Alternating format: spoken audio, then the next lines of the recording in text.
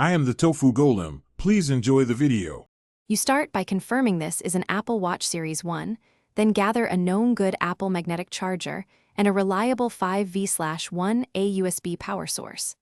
Plug the charger into the watch and watch the tiny charging connector align. Poor contact is often the issue. Once done, perform a force restart by holding the side button and the digital crown together for 10 to 15 seconds until the Apple logo appears.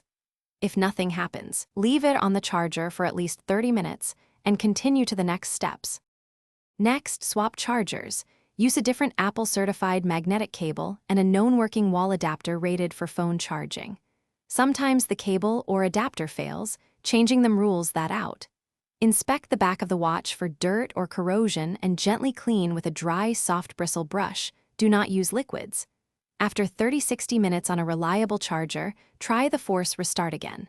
If the watch powers, open the watch app on your iPhone to check for pairing prompts or firmware update notices, and follow the on-screen instructions. If the watch shows intermittent life, like boot loops or stuck logos, try unpairing it from the iPhone, which creates a backup and forces a fresh restore when repaired. Make sure you have that backup ready. For persistent black screen or hardware silence after all charging and resets, escalate to Apple support or an authorized repair center, since Series 1 batteries and connectors can fail. If you must, record exact symptoms, steps you tried, and the serial number to speed diagnosis.